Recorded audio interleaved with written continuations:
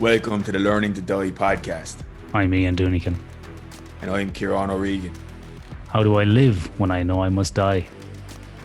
We explore areas of philosophy, psychology, martial arts, culture, existential risk, history, society, religion, science, and anything else that seems of interest and relevance to answering that question. We can only hope that some of what we learn might be of benefit to you too. Namaste, sapiens.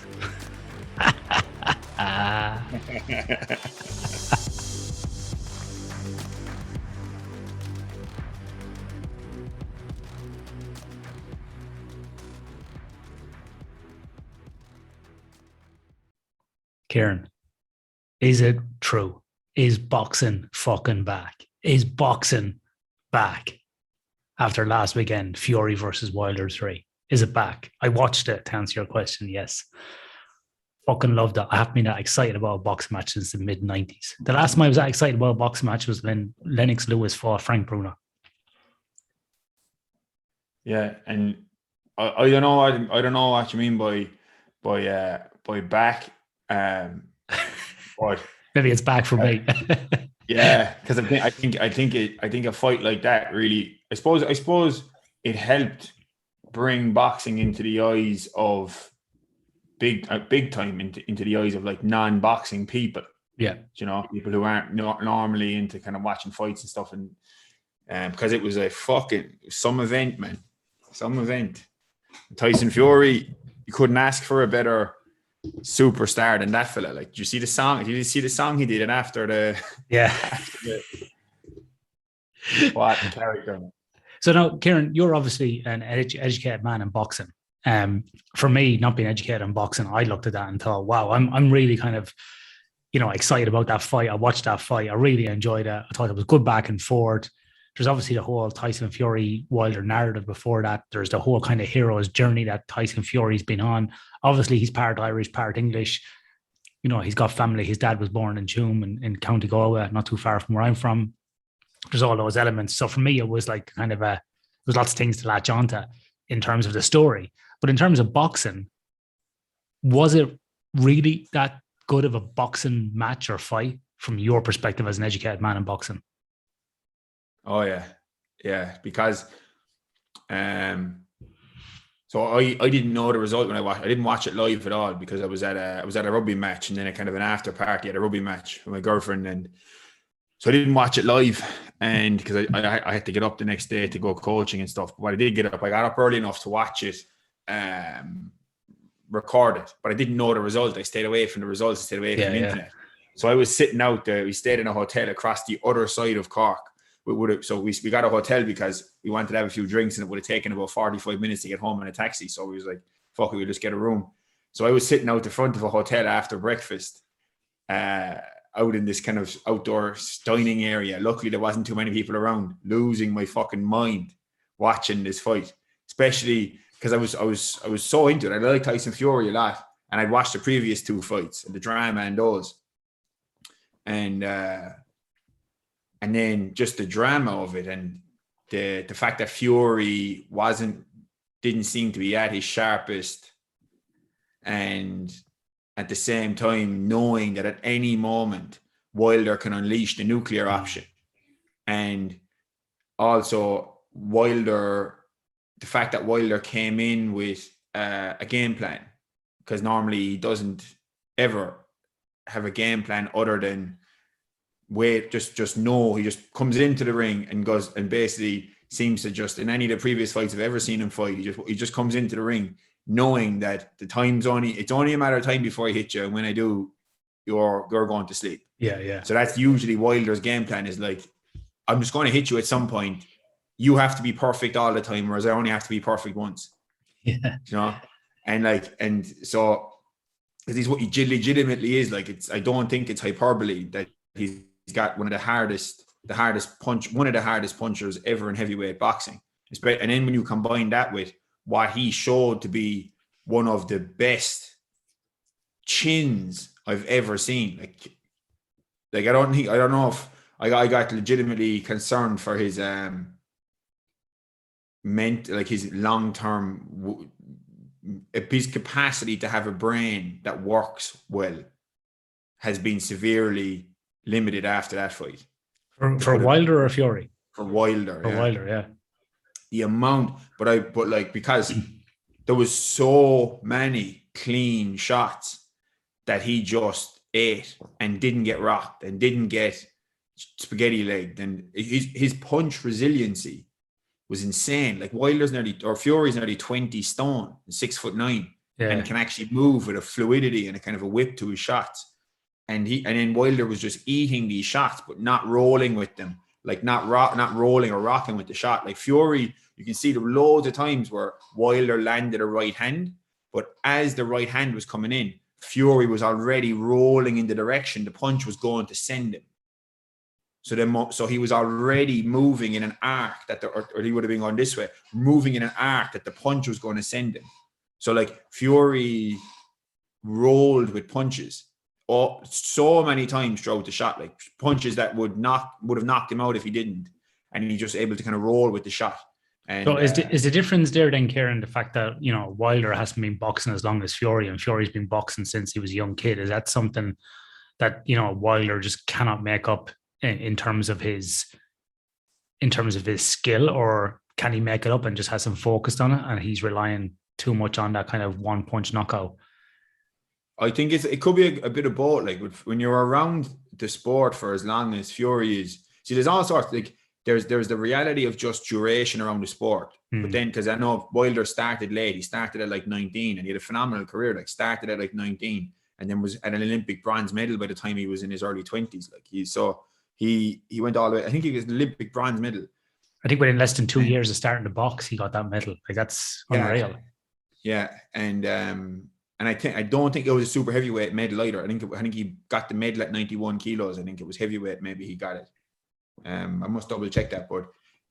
But there's also, so there's one. I think the answer to the question is both. I think, because if I'm a pro boxer and I get in the habit of getting in a ring with fellas, and when I touch them they go to sleep, the incentive to learn more craft and the incentive to learn more nuance and setups and work the body and change levels and just set and work off a jab and kind of play safer boxing and build tools to be able to box on the back foot and jab while moving backwards, move your head and jab while moving backwards. These kind of tools that Fury has. Like, where's the incentive to learn? Is there as much of an incentive to learn all those skills if over and over again you're getting confronted with someone on the ground asleep after you've connected with them? And he did that more than 40 times in professional fights. So there's that, plus the fact that he wasn't around the sport as long, whereas Fury's doing it from when he was a young child and Wilder from the age of 19. So I think the answer is both, really. But I think there's a brilliant article written by this guy, Conor Rubush, years ago, called A Puncher's Curse. Something like this, The Puncher's Curse or A Puncher's Curse. And Conor Rubush is an excellent striking analyst. And he wrote this article about Conor McGregor, basically predicting Conor McGregor's downfall as a result of developing an over-reliance on his left-hand power. And he kind of predicted this, if I remember correctly from the article, he kind of predicted McGregor kind of getting sloppier and sloppier in the rest of his striking game because he gets too enamored with the idea of just touching people and they fall down with his left hand. And over time, he kind of predicted, well, he's going to lose all these other nuances to his game. Like that's kind of the sentiment of the article, if I remember correctly. And to a large extent, that's kind of what happened with Conor. You know, as his game really, it was obviously the influence of having boxed and gone into boxing and training for Floyd and fighting Floyd and everything. But his game, his overall striking game did massively narrow down in the amount of tools he was using, you know, because he just had such repeated success with his left hand. And then kind of just all these other things, a different kicking, his more upright stance and his kind of really delicate kicking game and everything. So, but anyway, I as an actual boxing exhibition, I found it, as a boxing fan, it was one of the best fights I've ever seen. it was just like, because you knew, I didn't know the result, and then even just the first 4 rounds of the fight, like, I expected Fury to put Wilder away sooner. I expected Fury to put Wilder away within 4 to 6 rounds, was what my kind of prediction, even sooner than the second fight. Yeah. But I underestimated Wilder's. But the next thing about fighting is it's one night, so I underestimated Wilder's just unbelievable toughness. And at the same time, I also just didn't take into account that Fury might come in and not be at his sharpest, because Fury didn't start with the same volume. And I don't know what the kind of stats were, but in terms of the same kind of pressure Fury came out with in the second fight, and the kind of volume and the imposition, whereas in this fight, he seemed to clinch a lot more after throwing shots. So maybe he was trying to preserve energy a bit more and drag it into the later rounds, and just purposefully change up things by just using his weight and leaning on him and purposefully tying him up and clinching on him and getting his neck tired and cupping the back of his head and pulling off the back of his head and getting his neck muscles tired, getting his upper back tired, tying up his arms, forcing him into an arm wrestling competition to get his shoulders and get his arms full of blood, get his arms tired, and then drag him later into the fight. Maybe it was that. I came across some reports that made that maybe different. I came across some other reports from people that were in and around the Fury camp that because of it, for various reasons, Fury wasn't in as good cardio shape for this fight as he was for the second fight, because one coach said that he had COVID at some point, and that maybe affected it, and another person said that he had a child at some point. That's right, his wife had, so that maybe he wasn't in the best cardio shape. So Fury maybe didn't have the same confidence in his engine to be able to just pour on volume from the start like he did in the second fight. So then he just adapted his style and used his weight and just basically threw heavy shots, initiate a clinch, threw heavy shots, initiate a clinch. Kind of it was kind of like a more advanced, more intricate, more aggressive Vladimir Klitschko style approach of throw a few shots, long shots from the outside, burst in with a hard 1-2 clinch, burst in with a hard 1-2 clinch, loads of feinting, burst in with a hard 1-2 clinch, lean on him, get him tired, pull off his head, pull off his neck, lie on top of him, make him carry your weight, get his legs tired.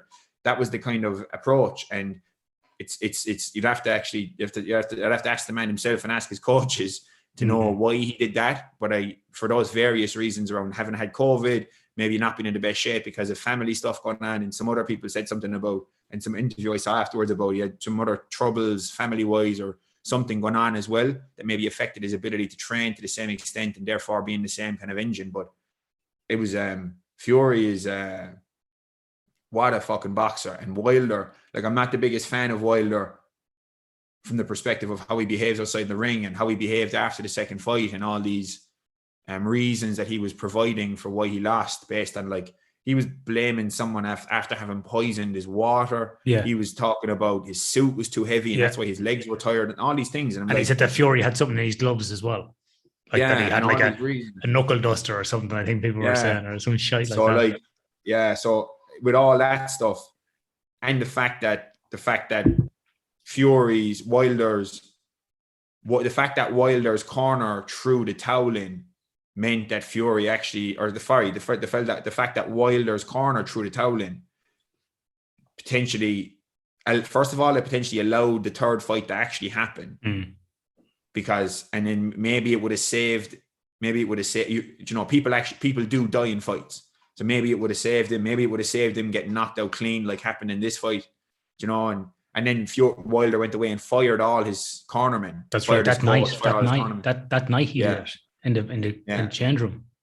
Yeah. So like, and like, I know he can do what he wants, and some fellas are just legitimately like, yeah, let me die in the ring, and that's fine. But like, the kind of excuses and stuff, but for all that, Wilder is one of the hardest humans I've ever seen get into a boxing ring.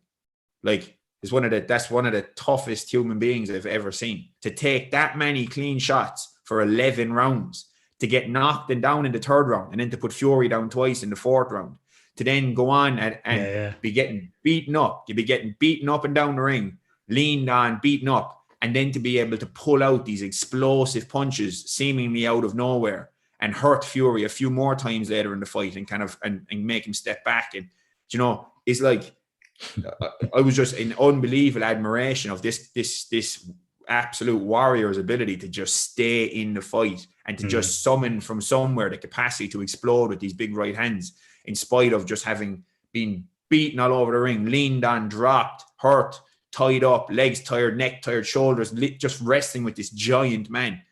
And then all of a sudden to pull these fucking haymakers out of nowhere. And throughout the whole fight, all the way up to, you know, that 9th, 10th round, he was looking so dangerous. Still, at any time, it looked like he could end it. Still, just because he just exploded with this shot out of nowhere. And to summon that when you're that exhausted and that beaten up is just, that's some athlete, and it's the mental resiliency there is insane. Like, just he on looked that, exhausted after the 4th round even. Yeah, just on that, it was interesting because I'm currently reading Tyson Fury's book called Behind the Mask, and it's quite an easy read. Like it's very easy to read and very nice. It's a good book. A couple of things on that is I was impressed how Deontay came out in the first few rounds and was jabbing to the body, and I thought, oh fuck, he's got Fury's number here. Fury's not expecting this. He's obviously, you know, not the most conditioned looking athlete. Like if you saw Fury, you know, and like there's a picture of him up like that, and he's belly kind of the muffin top, and you're like, does this look like the heavyweight champ or the best boxer ever? And you do look at it and you go, it's a classic thing about a bit like Fedor. Fedor Emelianenko, yeah, in MMA, it's like the body doesn't match. So all this thing about like or strength and conditioning. Velasquez as well was this. Yeah, Velasquez another one as well. So this whole thing about like, you know, optimal body fat doesn't necessarily mean you're the best athlete, right? So that's one thing. The other thing is, well, obviously, Deontay was like, okay, I'm going to go to the body. I'm going to use big, long jabs. I'm going to kind of try and keep him at bay. I thought it was a very good strategy. But maybe Deontay's endurance is not there for that because he hasn't had all those years of, like, you know, like you said, movement and so on, and muscle memory. Muscle memory wasn't there. Like. Whereas, interesting enough, reading Fury's book, Fury discusses in a very easy way his VO2 max. So basically, when he breathes in air, Fury's taking in about 21 liters, where a person his size is only taking in 12. So Fury talks about even when he was like 25 stone, when he got into the ring and would spar, he could still move like that and still do that for rounds on end. So he must be, and as you know as well, Ciaran, when you have a high VO2 max, that's something you're born with. And it's really only thought that your VO2 max can improve by sort of, you know, what, 10%, I think, from your inherent VO2 max, I think 10 to 15%. Maybe 10%. I'm not an exercise physiologist, so I don't know exactly. Yeah. And I think that what's there is that Fury has an unbelievable fucking VO2 max, which really supports your point about he started dragging him into the latter ends of the round of the fight, into the later rounds, because he knew that the further it went on, the better he's going to get. And reading his book, he's obviously done that as well over time from halfway through it. So it just goes to show you that a bit like Nate Diaz and Nick Diaz, these guys with a high endurance engine, when they're in shape and they want to drag you fucking into the wars, they will. Because I think like when Nick Diaz and Nate Diaz are in shape, if those fights were 10 rounds in MMA or there was no time limits or no rounds, those guys would be fucking champions for like 10 years. No one's going to beat them. Those dudes if you had to fight them in a car park or a handball alley or something with no stopwatch, you're done. Yeah, you're done. Like, forget about it. Yeah. Those dudes are the baddest motherfuckers on the planet. I have never seen two fighters that have that much endurance like those two guys.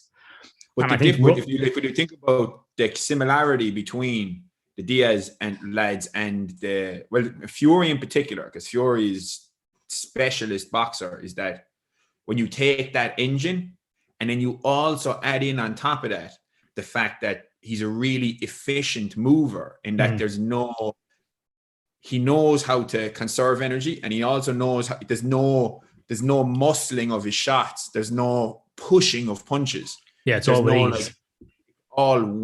from the floor. It's all whippy. It's his shoulders are relaxed and loose all the time. He doesn't tense up and lock up like you see a lot in MMA, especially because they're not well drilled. They're not as well drilled strikers, obviously, in MMA. There's not as many because it's not what they do speciality. A lot of them are wrestlers and jiu-jitsu people who come into striking. But the fact that Fury, his shoulders are always relaxed, everything is really loose. And then Fury has this really beautiful he can clinch really well, as he showed last weekend, but also his feinting game is fucking wicked. Like, he's so good at feinting, and that in itself is a way of keeping your opponent under pressure and guessing and keeping your opponent moving and reacting to you. But it also at the same time it allows you to catch your breath and slow things down. Because if you're trying to catch your breath after a spicy exchange, and you keep the poker face on and stay nice and loose and go to throw and fade as if you're trying to go again. But all you're trying to do is slow him down so you can catch your breath for a second before the next exchange. So like when you layer in really efficient movement, a comfort in all parts of the ring, the fact that Fury is comfortable moving backwards, he's comfortable on the ropes, he's comfortable moving forwards, he's comfortable in the clinch, he's comfortable in medium range, he's comfortable at long range. You know, the fact that he's comfortable at every range, so then he doesn't mind where he is, that when he wants to catch his breath, he can go to whatever range allows him to get reprieve from the opponent, while also feinting. And then when it does come time to punch again, he does so in as efficient a manner as you'd see at any weight class. You know, so there's no muscling of shots. It's all whippy, full body, smooth, fully connected shots where he's throwing the punches from the floor. So he's throwing the punches from his toes. They're just finishing in his knuckles. So it's like when you add all that together, you have this. That's how you have a 20-stone man who looks out of shape that can go 12 rounds and get up in the 12th round like the first fight after getting floored and get up like the Undertaker. And then in the second fight can pour on volume like a kind of a super middleweight, light heavyweight lad, just pour volume on and try and put a fella away and take him out in 7 rounds.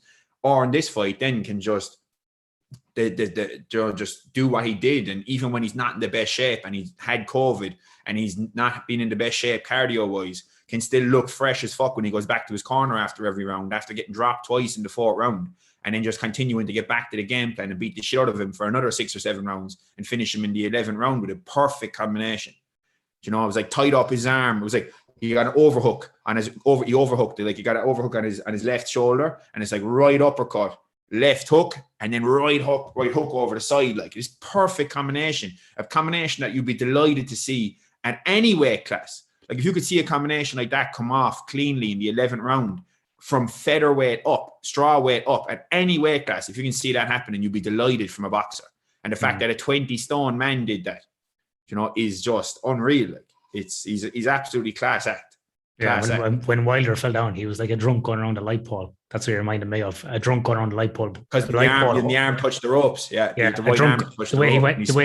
way he went around him and fell. I think it was one of the first ones when he knocked him down. He fell around Fury.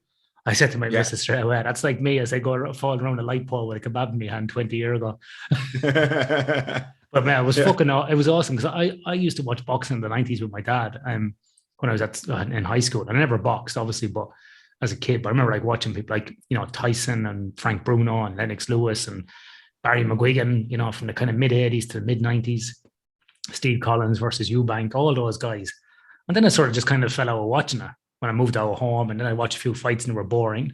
And Tyson Fury, like that's why I say boxing is back. And like I said, maybe it's just back for me, but Tyson Fury over the last couple of years has completely reignited my, you know, interest in boxing again. And I think that's what we need. We need more characters. We need more behind the scenes. We need a story. We need a narrative. I think that's what UFC did very well with like the Ultimate Fighter, that allowed you to buy in to the characters and share that journey with them. And McGregor did that as well, you know, whether you like him or fucking, you know, load him. Like he let you behind the scenes there as well with all those things. There's some fighters at lower weight. There's some fighters at lower weight classes that are worth really paying attention to. Like there's obviously Canelo Alvarez is just unbelievable. He's absolutely worth the watch. But then there's fellas at lighter weight classes again that are just a pleasure to watch. Just guys like Terence Crawford is one of the best pound for pound fighters I've ever seen. Like Vasyl Lomachenko, who's Usyk's best mate. Usyk is the fella who beat Anthony Joshua recently, and then there's Usyk or Lomachenko fights at I think 135 pounds now, but he's very small for that weight class, but he's managing to pull off wins. And there's a guy Teofimo Lopez who beat him because he's a bigger man and everything. And then there's guys like Terence, along with Terence Crawford. There's guys like there's a southpaw Errol Spence Jr. is another guy, another American lad. Like there's some top notch fighters. There's another guy Sean Porter as well, who I think is fighting. Is he fighting Terence Crawford soon? But there's some savage matchups and just good fights. And there's it's I think a brilliant way I heard it put is that when the heavyweight division is doing well, boxing is doing well at large, because the heavyweight division kind of draws eyes more than any other division. Yeah, sets the tone, You know, so, and the fact that there's especially with the British heavyweight scene, because not only is there Joshua and Fury and Tyson Fury, but there's also Dillian White, who's potentially Dillian White is he's going to be the mandatory, either him or this other southpaw lad called Otto Wallen they're going to fight, I think, and then the winner of them will be the mandatory fight for Fury if he takes it. But they might do that first. But the thing about that is if they do take that fight, as Fury might be at a stage now where he's kind of one of these lads who's bigger than boxing, so he could potentially not take this mandatory fight and wait until Joshua and Usyk fight again, because Joshua is after igniting the rematch clause with Usyk. And he's going to do it, is he? Yeah, and they're looking at doing it in March or April. So if maybe depending on, like, Fury can do whatever he wants, like he could just decide, fuck it, take all these titles, I'm the man, so you can just, I don't give a shit, I'm waiting for this fight because this is more interesting to me. Or he could decide that he's just going to just take this next fight against Dillian White, or Otto Wallen, whoever wins, and then, but I think he's potentially at a stage where he's bigger than boxing and he can just do whatever he wants. Like, he could just pack in all the titles, give them all up, and he might lose a few quid from one of them, but it would be potentially the big fight against the winner of Joshua and Usyk would be the main one. Like, they've been able to fight the winner of that, and then he'd have reached a point then where he'll have completed boxing. He'll have completed the video game. Yeah, like, there's nothing else. He cleared out the boss level. Yeah. Yeah. Do you think he'll ever try MMA? I heard some rumors last year that he was training with some of the lads there, Darren Till and a few others, Tom Aspinall. I know Tom Aspinall out of UFC heavyweight. Have you ever seen Tom Aspinall fight in MMA? I have. Really fluid mover. Tom Aspinall was like sparring with him. Unreal. And stuff, like they were training. Yeah, he's really fluid, lovely mover. I reckon he could be the next UFC heavyweight champ. That guy.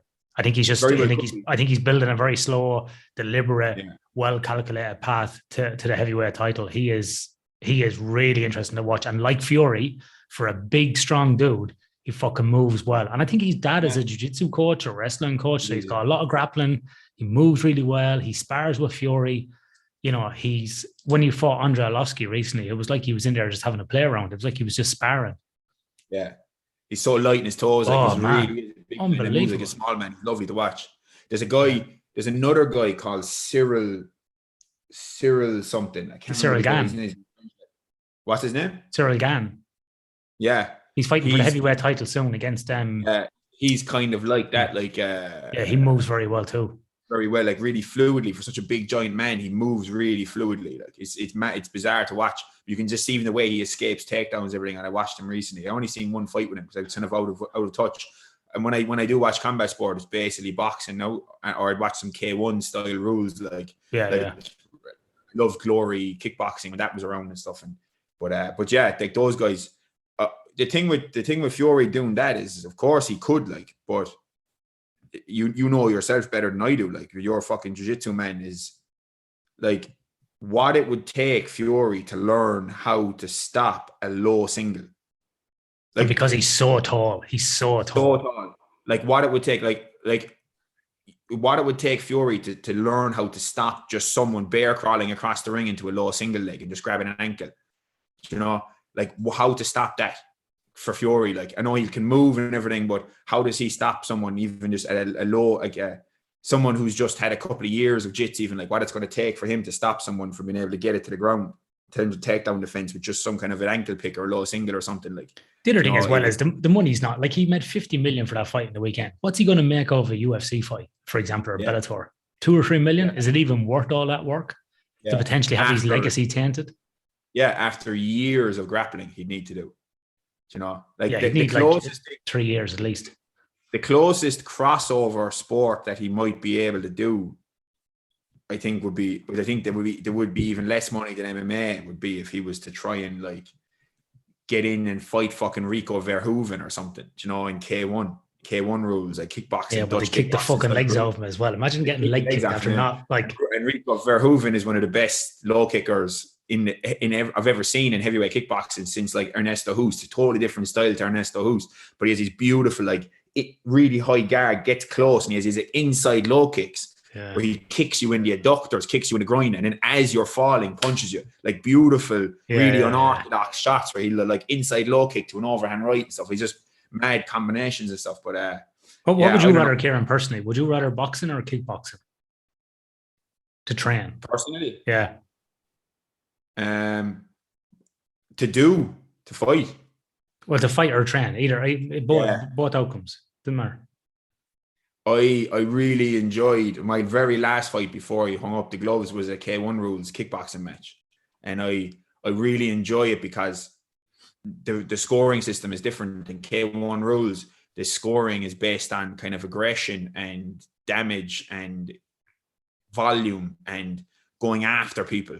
That's it's like a really fun thing to do, is to like make the fight happen. Whereas in boxing, there's a kind of a different scoring system. I don't know. It's different. It depends on. I don't know. I was actually thinking about that myself because I was so excited about watching that. I was like thinking about just going back training in the gym and just to do some peg work and some kind of light sparring, just moving around and troubleshooting and playing around with fellas, because it's so fun to even like getting excited about throwing combinations and slipping shots and blocking and getting involved in exchanges and stuff. Yeah. So Ciaran, I have news for you. I'm back. In what? I'm what back. You mean? I'm back boxing. Yeah. I started back last week for that very same reason. For the very same reason, I've done boxing on and off, like probably no more than a year ever, 1 or 2 times a week. And to your point, it was never to have a fight. From a self-defense perspective, I thought, well, if jiu-jitsu is my main thing, I need a few kind of strikes or a few combos that would have to knock someone back to just basically skull drag them to the ground. But I love the training, boxing, and I've done some kickboxing training. And it's good and it's a good workout. But there's too much kind of shouting and roaring at kickboxing and walloping pads with your legs and kicking things and hurting your ankles. I'm like, not into that. Boxing is really, really fun. And I really, really enjoy it. And the workout's awesome. And I went last night, I ran at lunchtime, and then I went to the 5K run at lunch. And I went up and trained with these guys for an hour from 4:30 to 5:30, adult novice class. It's all novices. So there was kids as young as like 7 or 8, all the way up to me at the oldest at like 43. So it's like fucking giants standing these little things. But the way those little kids was moving, I was like, don't pair me up with one of them 12-year-olds. They'll light me up. I was like they were fucking, but man, what a workout. Like unbelievable. Really, really good workout. And to your point as well, really, really fun. And I just want to say actually as well, this is something that's I've gone now twice and once each week the last couple of weeks, and I'll probably go twice next week. One thing I really enjoyed about it, the guy that runs there is a guy called Sean Nash, and Andrew, an Irish guy who we know from messaging, who does jiu-jitsu here. Shout out to Andrew, because Andrew was like, come on up and try it. You'll really like it. And so I did go up and I did really like it. And one of the things that really warmed me to that place was it's an industrial unit. And it used to be Balga Boxing Club, which is, it's a suburb where there's people know in the town. It's got lots of crime, it's got lots of social issues, but it's a non-for-profit boxing club. And they've moved to Wangara up the road to this other place. And lots of people come in, and it's by donation only, Ciaran. So whatever you can afford, you throw into a bucket, and it's pure honesty. And it's unbelievable, like to have that as your ethos for it. And the guy there, Sean, works all day, goes up then and trains these kids and adults at nighttime. Really nice guy. He's helped training with the boxing team at the Australian Institute of Sport. And to me, I'm like, that's worth me driving, a few extra Ks, because there's a boxing place down the road here for me, like a kilometre away. But for me to drive up there like 12 or 13 Ks, it's worth it, because to support a club like that. And it's fucking great fun, man. It's really like, I came home here last night after a great workout, t-shirt soaked, great group of guys, no one trying to, take your fucking head off. Great workout. And like you were saying, like you were smiling about combos, I was the same coming out there last night. I was laughing, man, this is fucking brilliant. And getting pushed by all these young kids, like pushing you, like, because they're all running. You're like, I'm not going to fucking keep up with these guys, So yeah, absolutely. I absolutely great workout. So yeah. Yeah. So in terms of training, like I'm the same in that because boxing is what I've done longer. Like I love, like my last fight was K1, but when it comes to training myself, I actually love I joined the gym last week just because I knew they had really nice heavy bags. So I joined the new gym. I don't even have any interest in going in there. Like, there's a beautiful weightlifting facility and all this other stuff, but they've got a big floor space with some really nice heavy bags in one of their kind of rooms. And I joined it just for that, so I could have a place I could go into whenever I wanted and go in there and do bag work. And You don't have a bag at home, no? No. I dug out I must get one. I dug out a load of old notes that I had from my journaling when I was fighting. And I have my own kind of like combination systems of like different descriptions for punches. And depending on if it's body or head and the kind of, whether it's a fast punch or a hard punch. And then I've got these like lettering and number systems that I can just glance and then I'll write out combinations, and then I'll get a different theme to each round, like level changing or straight punches, whatever. And then I'll, with certain types of feinting and stepping or moving with shots or stepping with punches or on the spot, and different types of pivoting and everything before and after shots and everything. I have all this. It's really fun. It's like it's a way basically of I can like get to learn combinations. I'll write out, let's say 4 or 5 different rounds with 3 combinations in each round that include some kind of a setup, like a feint or a dummy or a slip, some kind of a punching combination, and some kind of a getaway, like some kind of a roll out the side or a clinch or a high guard pivot or a weave in around the inside or whatever. Like I just kind of like set it up, get it off, reposition, kind of a theme to every combination. And it's like, it's such a fun way of, first of all, skill acquisition. It's beautiful to just refine these skills over time. Yeah. And then it's just fun as fuck to punch things. Yeah.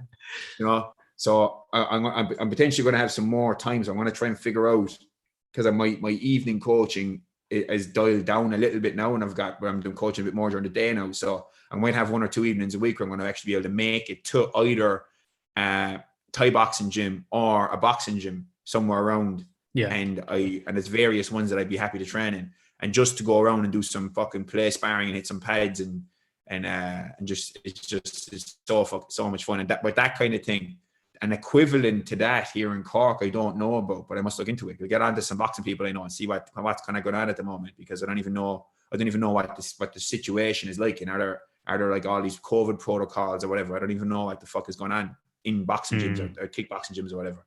I'd imagine it's a real mixed bag where some people are taking things very seriously with the whole restrictions, and some people are like, sure, go in there and fuck it. Yeah, who gives a fuck? Yeah. I just think like it's, you know, just watching people that are training yesterday from all these different ages, watching young lads come in and young girls, and it's great to see, like, you know, young kids out there doing that, you know, in today's world where I think, you know, I don't know, I just really like that. I like to see people in there working and fucking like boxes hard training and see kids doing that. Like where a lot of people are talking about kids being sucky these days and, you know, crying about things. These kids weren't fucking, like, I think the youngest, like I said, was 7 or something. There was lads in there, like, you know, 10 years of age, like throwing shapes in front of the mirror and hitting that bag and fucking really fast and jogging back and forth and skipping. I was like, this is awesome. These kids, like, I said to one lad, I said, how old's your dad? He goes, I think 30. I was like, I'm like 13 years older than your dad. And I just sit there training with this kid. I'm like, this is awesome. Like watching these kids like running around and not crying and fucking sucking and throwing shapes. And I don't know. I really like that. Just, it gives me a bit of hope that people aren't going to be, you know, crying and moaning and bitching about stuff in the future. I think a lot of people throw a lot of shit in kids. The beautiful thing with sport is especially with very difficult sports like boxing, is that there's no room for feeling sorry for yourself. Yeah. You know, like that's, and as to be around that from a young age, where it's all very much around training hard, being aware, especially with boxing, because you're always aware that it's only going to be you that gets into the ring by yourself. Yeah. You know, and like that in itself is something about martial arts that's so powerful. Is this, for me anyway, it's this awareness that at the end of the day, I can have some awesome training partners. I can have coaches that are top notch. I can have all the equipment. I can have all the help. I can have all the familial and social support and all this. But at the end of the day, when the time comes, you need to be able to take care of business as well as you can when the bell goes. And it's not that, and there's something about that like, it helps to build a sense of personal responsibility, I think, and a kind of an awareness that it does all come down to you at the end of the day. And that kind of pressure, I think, can to be kind of just to be cliche about it, can make diamonds in terms of building confidence and an awareness of certain emotional states shape performance, and get to know yourself and get to know how you perform, because there's that thing around just being, when a time comes, I'm going to win there versus one other person who's also trained and there's a job to be done. And how do I increase the chance of doing that? And none of this other stuff around me, but when that bell goes, is going to help. Like it will have helped in the preparation, of course, but that awareness is that I think is the kind of intangible thing, not intangible, but the thing that's for as much as I love team sports, it's a different thing. It's not that team sports are worse or better. It's that there's the different learnings there.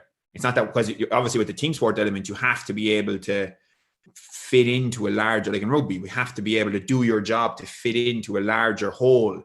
And you have to be able to do your job within the constraints of the overall tactical, strategic picture that's going on that the team is trying to implement. So and you have to be able to work together and do your job no matter how fucked you are. So it's a different thing. So I'm not trying to demean team sport, far from it. It's just that there's a different set of learnings there. Yeah, I totally agree with you. And I was having a conversation with a friend of mine last night in the US, and you spoke about just there what you were saying about combat sports, and it just reminded me of what we were speaking about last night. Because I was saying to him that I view life as like being a big, block of granite, and that all the things that I do is just chipping away at all the shit to see who's really in there. Like you see, like, a sculptor, and he gets like a big block of granite, or she gets a big block of granite, and they're just chipping away and they make like the statue of David or whatever it is. I view the same thing by doing something physical, like jiu-jitsu or boxing, lifting weights, running, swimming.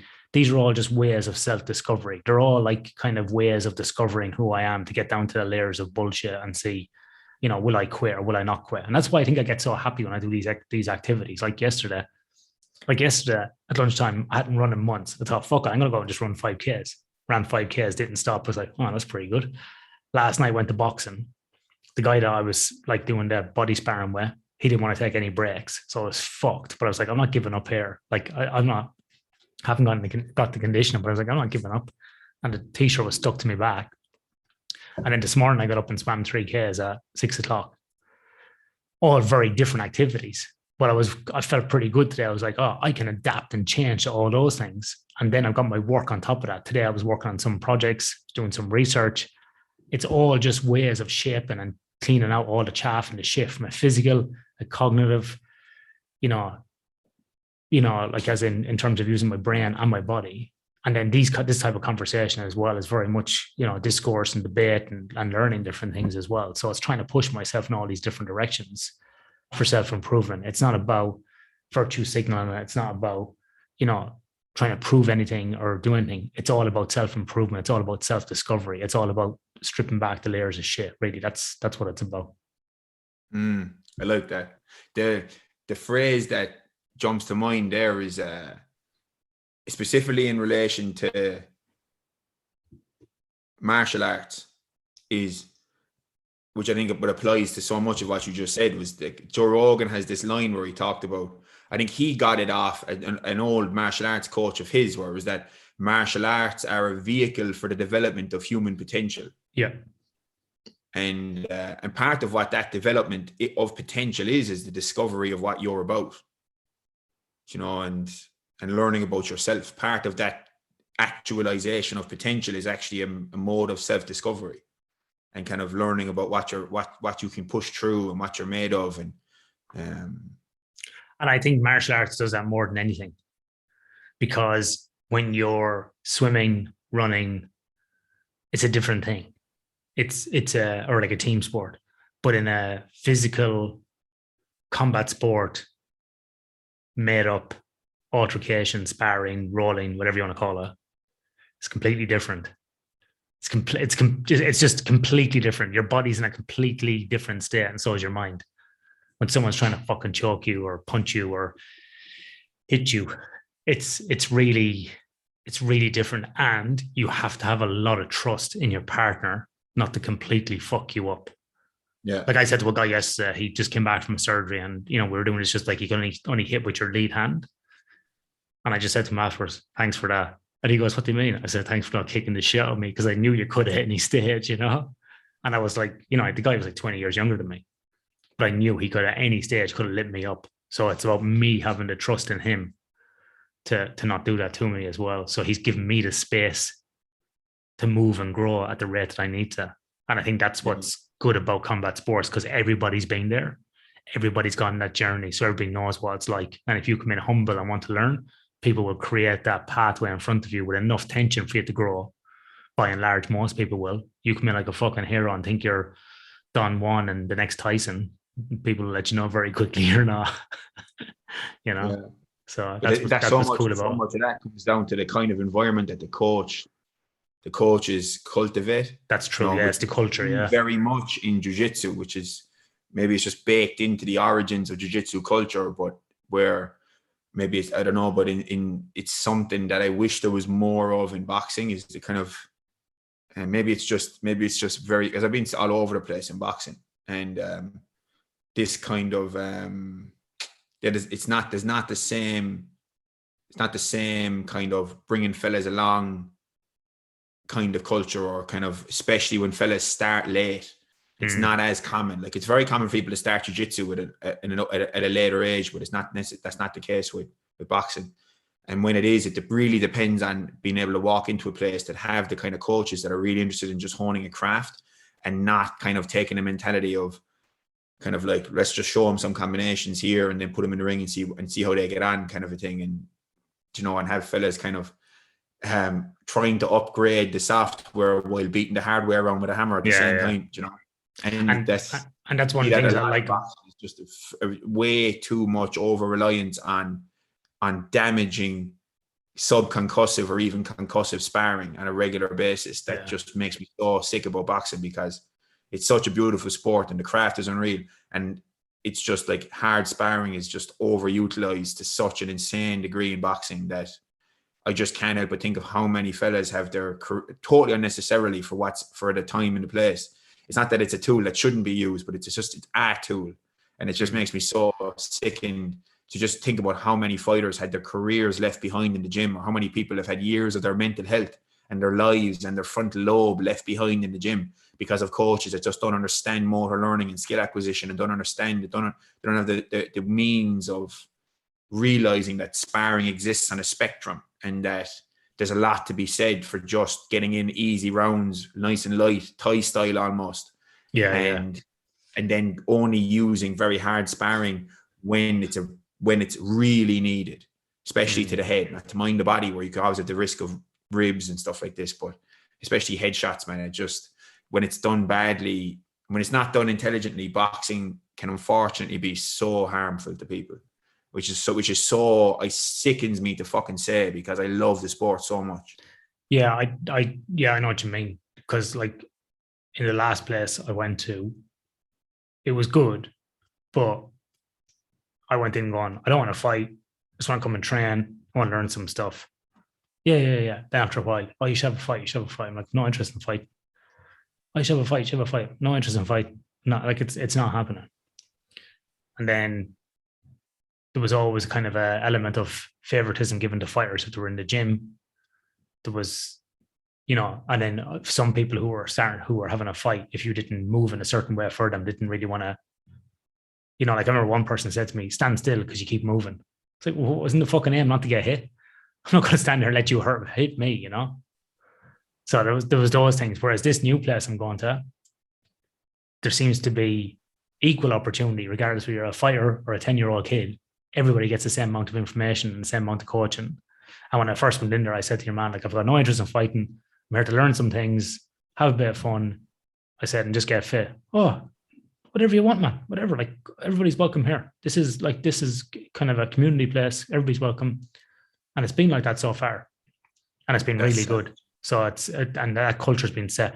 And then I was just having a chat to him like one day about, you know, sparring and stuff. And he said nearly the exact same thing as you, like this overuse and utilization of hard sparring. Like if you're training for a fight, yeah, maybe once a week, but you should be just in there touching and moving, like what you're saying, nearly like Thai style, he was saying as well, the very same thing. And there was a couple of lads last night doing that, and they were just like touching and going. And it was awesome to watch because once you, and the other thing is, one of the guys that was in sparring was with me earlier on in the session. And you know yourself, Ciaran, a couple of times he just stopped right there. And I went, and I just kind of smiled, with the mouth guard in. And I went, yeah. Because I knew and he knew. He didn't have to hit me for me to know. Yeah. He knew. He hit me a bit harder to the body and he hit me a bit harder to the shoulders. But when he went to my head, he just sort of and he would do these kind of like double looping fucking hook things. Yeah. And he would just stop. And I knew he was like, that's why I said to my God, thanks for that, because he could have fucked me up. But I knew and he knew. And I just kind of smiled. And I think some people would test you that way as well. That's why I was saying to you, like, if I think if you come in like fucking, you want to be next Mike Tyson, you'd probably get lit up. But I just kind of smiled and went, oh yeah, I would have got fucked there, Like there was no way. Like I would have just got completely battered if I wanted to go in and fight that lad. Yeah. I said to him, like, my only chance would be to drag it to the ground. Yeah, shoot a double leg in the middle of the fucking gym.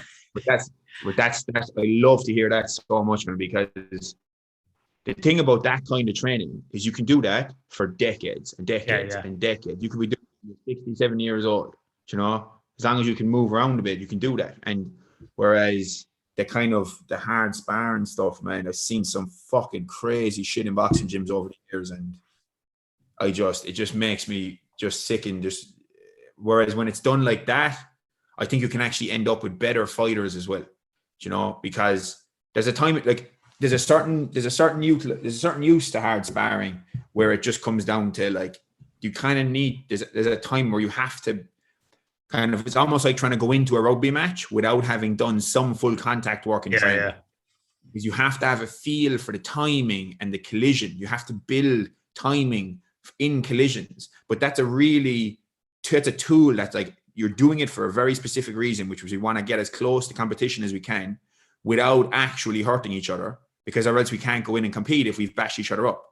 And that's in rugby. Whereas in boxing, it's the same, where you can build so many of these muscle memory and distance and sense of timing and sense of rhythm and ability to find your target and get your eye in and figure out what kind of feints work to draw certain reactions to then be able to set fellas up for certain things and to get your sense of distance and timing and footwork of where you need to be to land certain shots relative to your opponent, etc. And you can build all that to a massive degree without needing to bash each other up, so long as both parties are trying to do the same thing. Whereas if one fella starts taking liberties and starts thinking, you know what, I'm fucking hard, and he's just delusional, and if one fella starts thinking, well, he's not hitting me hard at all, like his punches are soft, whatever, without realizing that your man's punches are soft on purpose because he's not trying to hurt you. I've seen this kind of stuff happen as well. And even in Thai boxing gyms, I've seen it where fellas come in who maybe been in boxing gyms and done really hard sparring, and then try and bring that mentality back to a Thai boxing gym and have to be told to calm down. Some Thai boxing gyms here in Cork, of course, do mad shit as well and knock each other out in training and all this shit. But for the most part, you don't see that as often, because I think the beautiful thing about Thai boxing and kickboxing is that I think the likelihood of you doing really hard sparring all the time is a little bit lower, because there's the culture from Thailand, but there's also the fact that a shin to the head.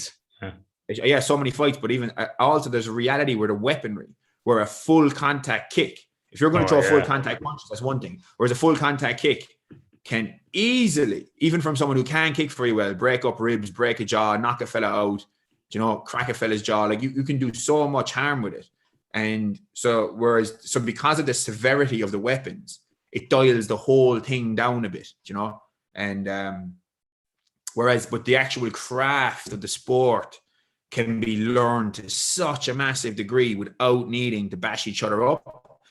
And then maybe when you're trying to peak for a fight, or if you haven't fought in ages, or if you're trying to help someone else peak for a fight, every now and then you can allow yourself to ratchet it up a bit, close to full on, but without needing to finish through in a shot to the head, especially. And it's a tool in a toolbox. And then I think even psychologically with me, what it did for me when I was fighting, when I was training like this and not bashing each other up, is, and this sounds somewhat sadistic, but the ability, the excitement then of being able to go into a fight and being able to take off the leash entirely was so exciting, of like doing all this work and all this training and then being able to just, the leash is off, the muzzle is off, let's see what your shots can actually do without pulling anything. that in itself, it's almost like it adds to the experience of fighting, where you work on all these shots, you work on all these setups. I work on my mechanics for combinations, and my mechanics for how punches land and where in my knuckles certain shots are going to land on contact, and feeling and refining these mechanics and my strength and power and fitness and all this. But I can never let it go in training, because I don't want to hurt my training partners. And then the time comes where the bell goes and you can just let it all go. That is so fucking exciting. It like adds to the experience of just getting into the ring or the cage and being able to take that muzzle off and just go as hard as you want, as hard as you can, and get the job done, and see what all that work, all those tools, all those hours in front of bags, all those hours in front of pads, all those hours of sparring and being able, having to pull shots, but you're not trying to hurt your training partners. And then when the time comes, you can let it all go. That fucking feeling is so exciting. So I think they can actually add to the fighting performance for me to hold that bit back, even in the hardest sparring, because then it just adds to that. Like, I want to see what these tools can actually do. And I don't know, maybe that sounds a bit, I think that's the sadistic sounding element of it. Not about wanting to hurt people. It's about discovering what the tools that you spend so many hundreds and thousands of hours crafting and sharpening can actually do. Yeah, I think I was talking about this last week. I think the opponent is irrelevant. To me, it's just all cardboard cutout. It's about you doing that skill yourself, or executing that thing that you've practiced over time. And interesting enough, you were just talking there like about the similarities between like rugby and boxing and stuff like that. What I often liken it to is playing touch rugby. Is a bit like, doing a bit of touch sparring. Yeah. It's like playing touch rugby. Like when we were younger, in the off season and in the pre-season, we used to do a lot of touch rugby to keep our fitness up. And then we'd often play touch rugby during the week with a group. And it was basically like any age from 14 up to lads like in their mid-50s lads who had stopped playing and just wanted to go and have a bit of crack and play, and it was more skill-based. And I think that sort of touch sparring, I'm very interested in doing that. And then maybe, a little bit harder to the body, but definitely, just tapping me in the head. That's all I'm really kind of interested in. That's about as far as I want to go. And I think it's kind of similar to that. It's kind of in between touch rugby and full contact tackling. It's somewhere in the middle of that. And that's right. Comfortable enough.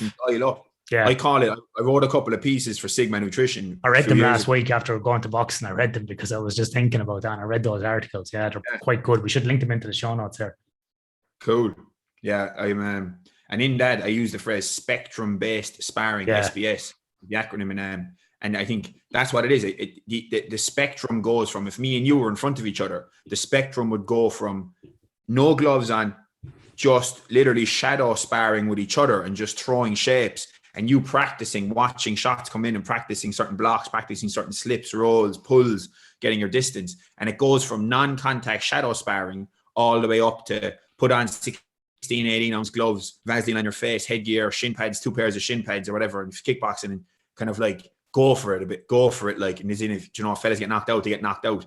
And that's not to say that that kind of sparring is smart at that end of the spectrum, but the spectrum goes, in terms of what you could call sparring, goes all the way from non-contact shadow sparring all the way up to full contact. If he dies, he dies, kind of like Ivan Drago style shit, right? If he dies, he dies. Yeah. So like, so much can be done on this bottom end, like so much, and you can do so much of it, even if you have gloves on or if you're kickboxing machine guards, and just so much of, if you watch Senchai training, Senchai Sir the one of the best Thai fighters ever, if you watch him sparring, so much of his training, that footage anyway that comes out, is just really playful, jumping around, smooth, loose, practicing, trying things, exploring, playing. And you can just get so much done down there without needing to bash each other up. And you can do that 3, 4, 5, 6, 10 rounds every time you go training. And think about how much memory, so long as you're actually respecting what's going on, and that if a shot's coming in, you're like, that could have fucked me up, so I need to be wary of that next time. And you're actually you're striking the balance between exploring, but at the same time not getting complacent with getting hit cleanly. Yeah. At times and places you're not building bad habits and just thinking that you're kind of being aware that you're getting away with things because your opponent isn't trying to hurt you and your training partners are trying to hurt you. But there's so much that can be done when you approach with the mentality of, I'm going to treat this, I'm going to simultaneously try and explore and try new things, but at the same time realize when I've been caught out, and if I am caught out, that if this was a full contact spar or a fight, that I could have got broke up there. and you're going to be able to hold that intention. There's a kind of a learning environment in there where you're simultaneously trying to explore, but also being aware when you fucked up and what the repercussions of that would have been if it was a full-on fight or spar. So, and I think, yeah, it can be so unbelievably fun, like just playful and enjoyable and fun. Yeah. So here's a question for you, Ciaran. So you can condition it to, like, if I'm with you and my natural proclivity is to come after you and to go forward, let's say, and your natural proclivity is to back away and fight off the back foot, we can do conditioned sparring playfully, where it's like, for example, Bull in the Matador, where your whole objective is to come after me and practice pressure fighting, which is against your natural proclivities and your skill set. You have to learn how to come forward and move your head and come in behind the jab and work angles to try and block me off. And my natural proclivity is to come after you, but I have to go off the back foot and practice moving laterally and circling off hooks and basically trying to corral you and run you onto uppercuts before initiating a clinch, or backing off or pivoting or weaving out the side underneath your shots and stuff.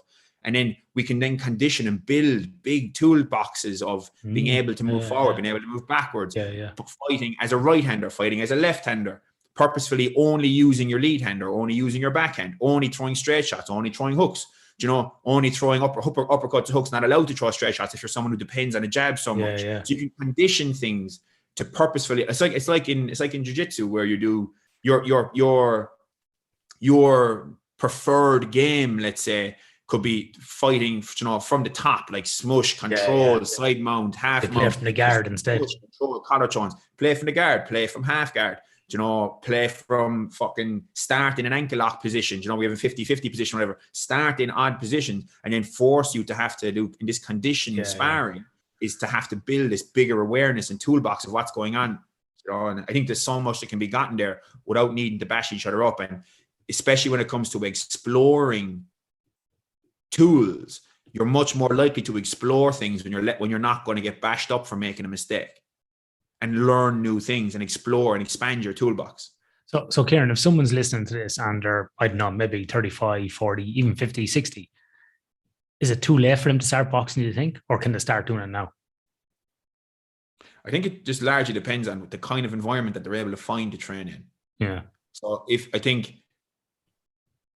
never too late to start, as long as, it depends on obviously physical limitations with injuries or whatever, but I don't think it's ever too late to start a new skill or start learning a new craft or sport, because you can still, especially when it's brand new, you can always learn new things. It doesn't matter what it is. But I think it largely depends on the kind of environment that you're able to find to train in. And maybe what might be useful for someone if they are older is try and find more the kind of environment that you described. Yeah.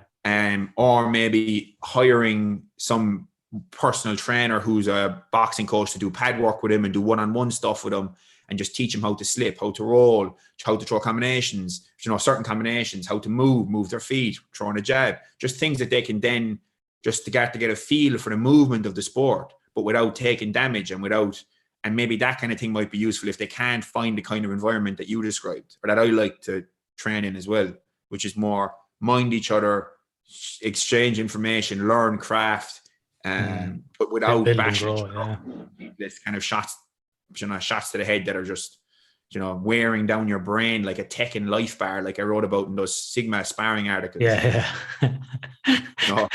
That's I laughed when I read that, because I often said, I said to people, do you remember Double Dragon? And people are like, what? Double Dragon. I said, like, will your energy be going down or the lives will be going down? Like, what? Double Dragon? Like a game from the 80s, 10p, have a game. Like, what? I laughed when you wrote that.